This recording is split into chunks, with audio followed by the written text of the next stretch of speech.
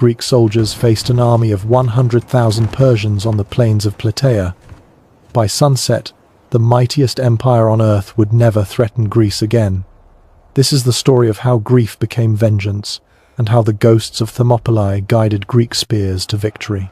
10 years after 300 Spartans died at Thermopylae, their brothers would extract a price in blood that would echo through eternity.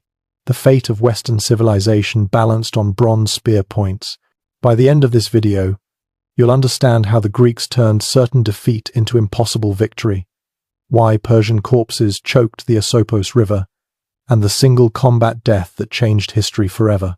You'll discover the tactical blunder that doomed 100,000 Persians, the midnight maneuver that nearly destroyed the Greek alliance, and how one man's death sparked the greatest slaughter in ancient warfare. But here's what the Persian scouts missed. Picture this scene. August 479 BCE. The morning sun reveals a sight that should have guaranteed Persian victory. The Greek army, exhausted, thirsty, scattered across miles of dusty plain faces, the largest invasion force ever assembled. Mardonius, commanding for King Xerxes, sees easy prey. Greek formations are broken. Their legendary discipline has crumbled. Victory seems certain. Then the unthinkable happened. Within 6 hours, that massive Persian army would cease to exist, not defeated, annihilated. The impossible became inevitable, and from this day forward, no Persian king would ever again dare to cross into Europe. At the heart of this transformation stands one man, Pausanias, regent of Sparta, carrying the weight of his cousin Leonidas' sacrifice. Today, he commands not just Spartans, but the largest Greek alliance ever forged. Today, Thermopylae will be answered. But Pausanias faces 3 mysteries that could destroy everything. Why did Mardonius abandon his impregnable position? What secret message made the Spartan risk everything on a night march? And how did disorganized Greek forces transform chaos into victory? To understand this slaughter, we must return to the ashes. If you're fascinated by the untold stories of history's most decisive battles, where empires rise and fall in a single day, hit that like button and subscribe for more epic war content. Now, let me take you back to 479 BCE, when Greece's darkest hour became its greatest triumph.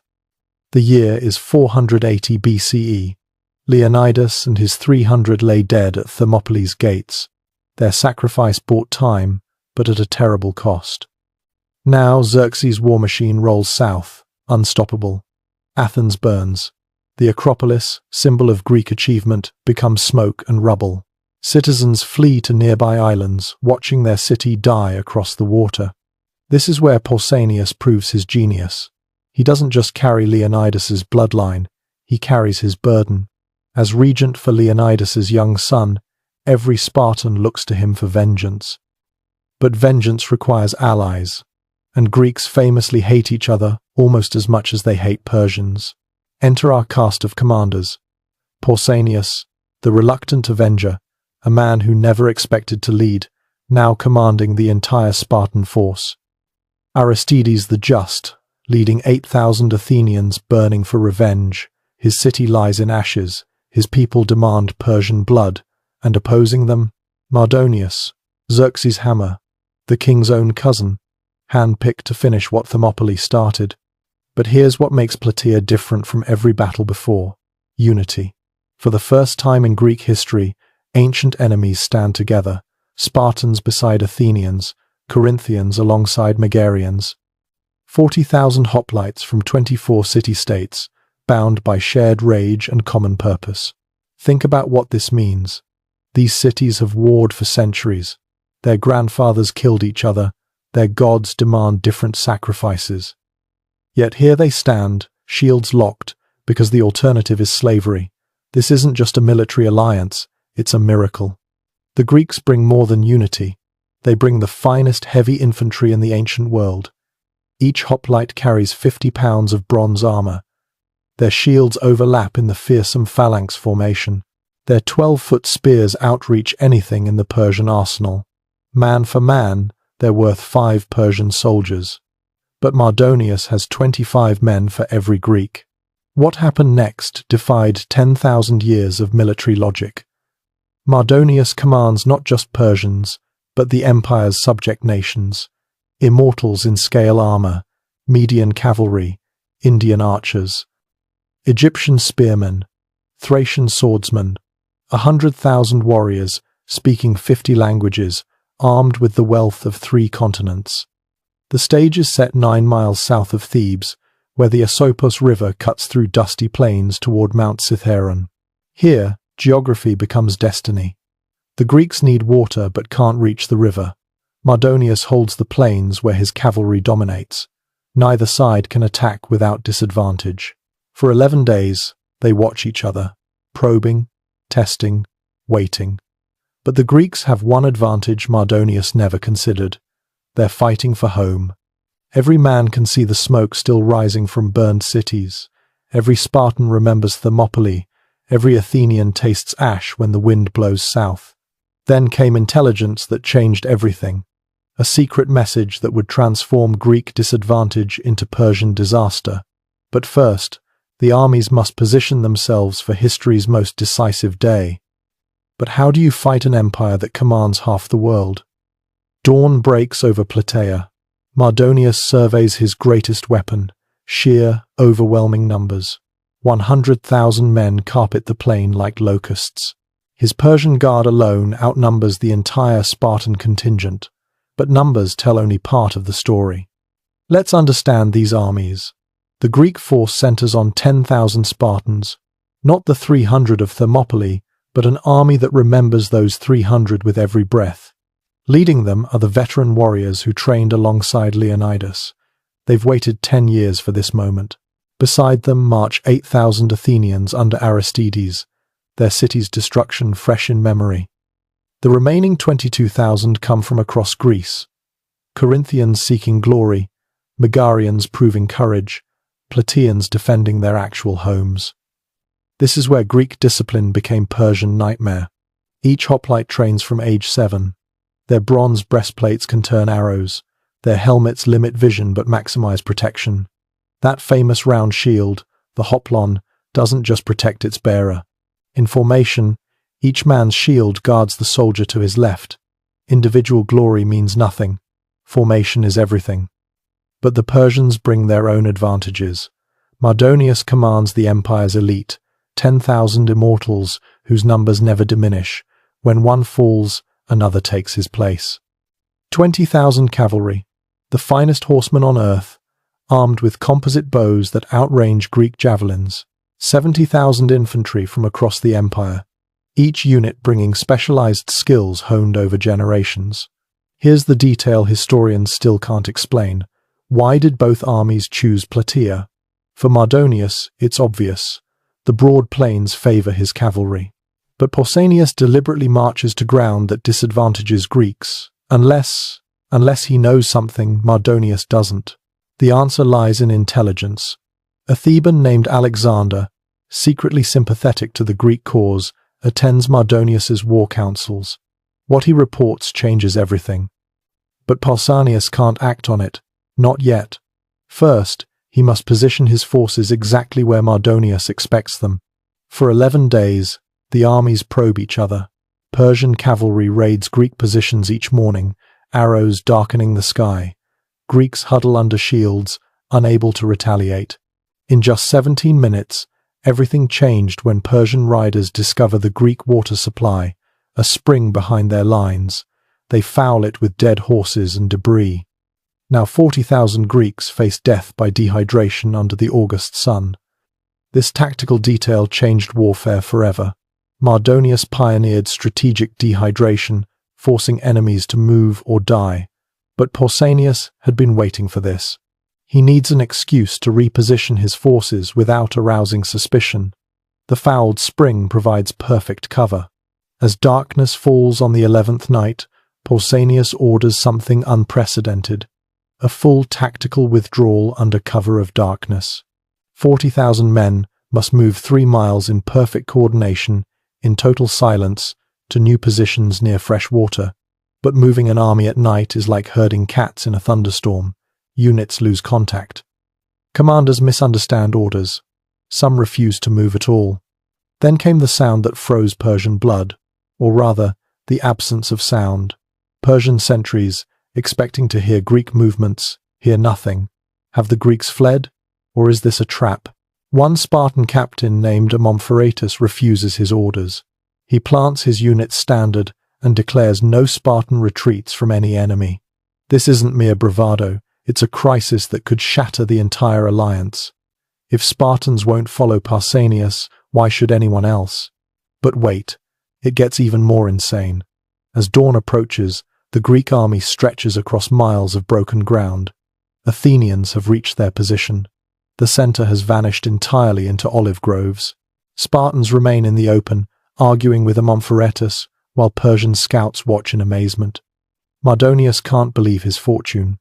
The disciplined Greek army has dissolved into chaos. This is the moment he's waited for. The Greeks vulnerable, divided, demoralized. He orders immediate attack.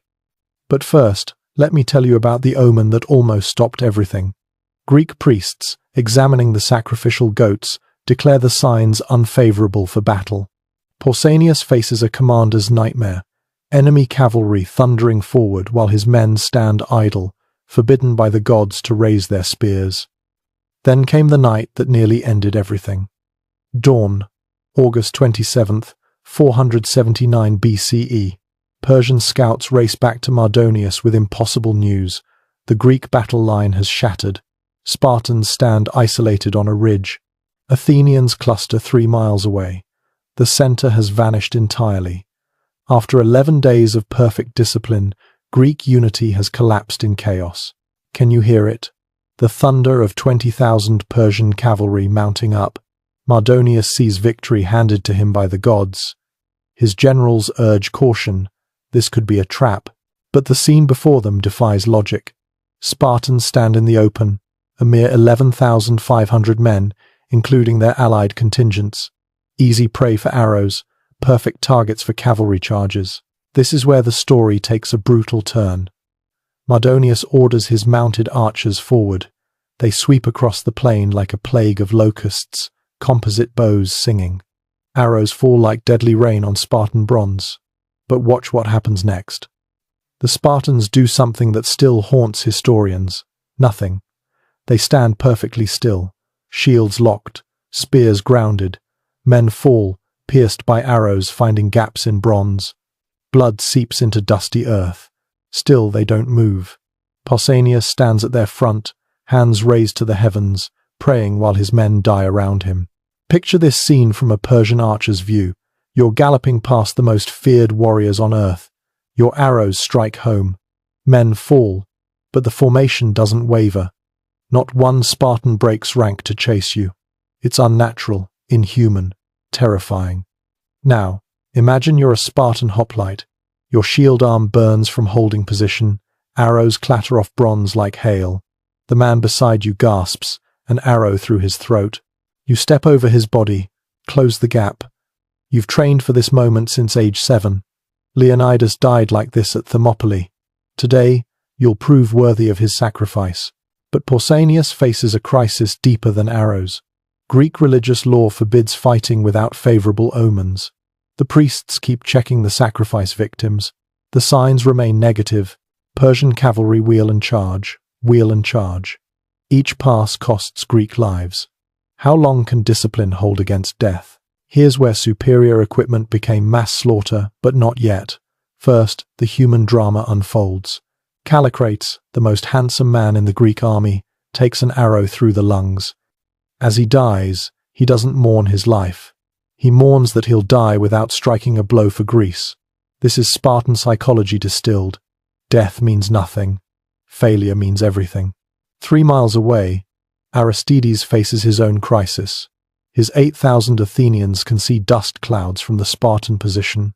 They know their allies are under attack. But between them and the Spartans lies the bulk of the Persian army. To reach their allies means frontal assault against impossible odds. Then physics itself seemed to favor the Greeks. The morning sun, rising behind Greek lines, blazes directly into Persian eyes. Mardonius must attack half-blind or wait for better light. But momentum matters in battle. His men's blood is up. He orders the general advance. This is the moment empires learn to fear democracy. As 50,000 Persian infantry surge forward, something extraordinary happens. Without orders, without coordination, every scattered Greek unit begins moving. Athenians advance toward the Persian center. The missing Greek center emerges from olive groves. 24 city-states, acting independently, choose the same moment to attack. But the real shock was yet to come. At the Spartan position, priests suddenly declare the omens favorable. Pausanias drops his hands and screams a single word: now. 11,500 bronze spear points drop level. The phalanx that seemed broken snaps into perfect formation. They charge. Think about what this means. Persian infantry, advancing confidently against stationary targets, suddenly face a bronze wall moving at full speed. No time to reset, no room to maneuver. The greatest army on earth is about to discover why Greeks rule the battlefield. But Mardonius had one card left to play. He spots Persian forces colliding with the sudden Spartan charge and makes a fateful decision. Rather than organize a fighting withdrawal, he personally leads his guard cavalry directly at Pausanias's position. Kill the Spartan commander, and Greek morale shatters. This single moment decided Western civilization. Two forces rush toward each other, Spartan bronze discipline and Persian mobile firepower. In the next 60 seconds, history pivoted. The collision comes at the small Temple of Demeter. Sacred ground becomes killing ground. Persian cavalry crash into Spartan spears like waves against cliffs. Horses scream. Men die. Bronze meets flesh with sounds that defy description. Then Mardonius made his fatal error. Seeing his cavalry falter, he dismounts to fight on foot. A Persian commander's place is behind the lines, coordinating. But Mardonius, perhaps remembering how Leonidas died fighting, decides to lead from the front. Little did the Persians know that every Spartan had memorized Mardonius's appearance. Purple cloak, white horse, golden armor. When he dismounts, a ripple of recognition runs through Greek ranks. Target identified. The mistake that would cost him everything. The moment Mardonius sets foot on ground, Greek spears orient like compass needles to iron. But first, the wider battle explodes across 3 miles of dusty plain. This wasn't tactics, it was destiny. At the Asopos River, Persian infantry makes their catastrophic error. Seeking to exploit their numbers, they surge across the shallow water, but rivers create choke points. As thousands crowd the banks, Greek physics takes over. 12-foot spears outreach 6-foot Persian swords by exactly the distance that matters. Life or death. Let that number sink in. Persian front ranks die without ever touching their killers. They push forward into a wall of bronze points, driven by the weight of comrades behind. The river runs red within minutes. Bodies jam against each other, creating human dams. Still they come. Now watch what happens next at the Spartan position. Mardonius leads 1,000 immortals in desperate assault. These aren't conscripts. They're the elite guard who conquered 40 nations. They fight with skill and courage. It doesn't matter. The phalanx is a meat grinder in human form. Here's where Greek rage became Persian nightmare. A Spartan named Leonidas spots Mardonius 20 feet away. Between them, a wall of dying men. Persians defend their commander with their bodies. Spartans press forward, stepping on corpses, shields grinding against shields, spears probing for gaps. The killing intensifies beyond anything in ancient warfare.